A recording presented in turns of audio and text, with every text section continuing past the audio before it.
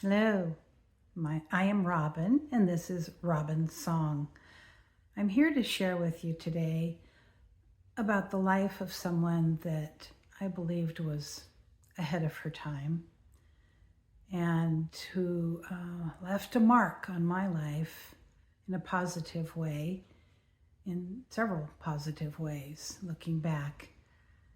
I lost her when I was in junior high. She had cancer. And in the days that she had cancer, chemotherapy was a new concept. And I wouldn't be surprised if the chemotherapy killed her rather than the cancer. But it was a sad time for a full life that I enjoyed learning about, and even afterwards, learning more about. She was the second child of 6 children. The 2 girls came first and then the 4 boys. So she learned responsibility early on, I'm sure.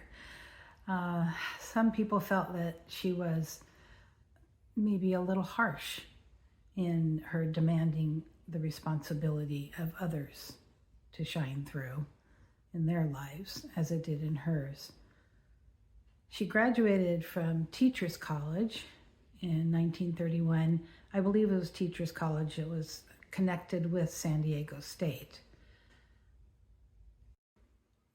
Of course, it was expected that she would get married and settle down and eventually give up teaching, or maybe not. But she did none of those things.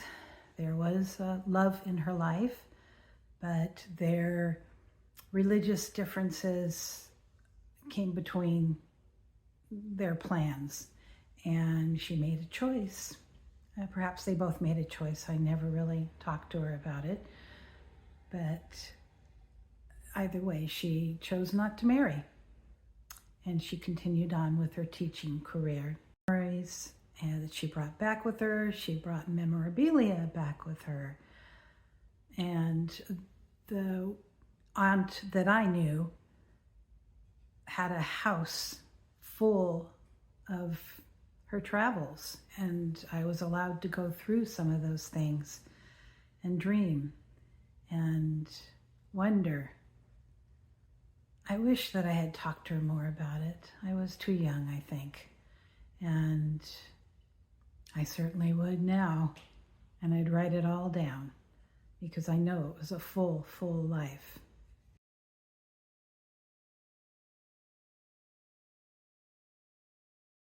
I don't believe she ever regretted not marrying.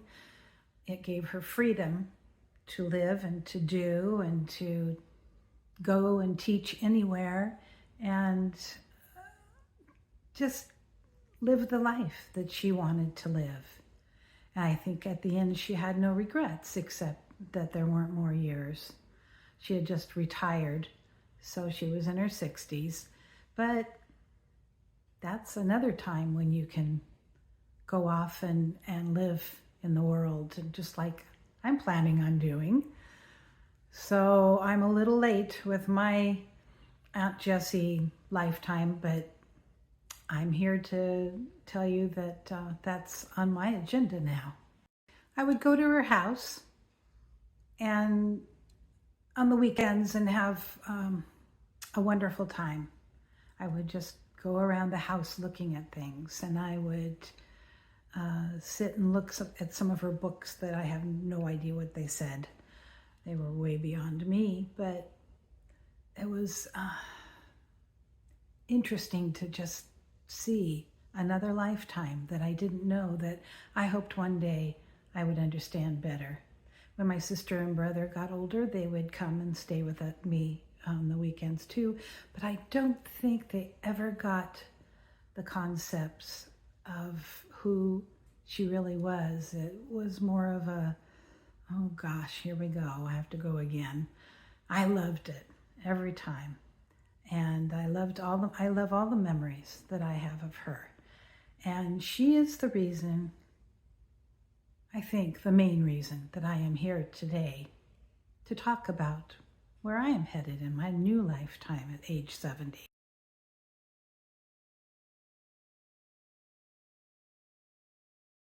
Took me a while to get here, but I'm here. Is there someone in your life that you can look back on that really made a difference, really touched you in ways that still touch you today, that really, in a positive way, helped you to move forward in your life, or is helping you now to move forward in the life that you want to have? If you're like me and you've lived a good lifetime, but you still have lifetime left, now is the time to do the things that, wow, you always dreamed about. Walking through that house and looking at all the memorabilia and the travel history. And you don't have to travel anywhere. You can just look at that person's life and say, you know, they learned not to worry about these things. I should not worry about them either. It's not going to help me. So let's get rid of all the worries and the cares and the being upset, and let's live life and relax and be happy, be at peace. So let's all make a pact to have a great first day of the rest of our lives. And I'll see you next time.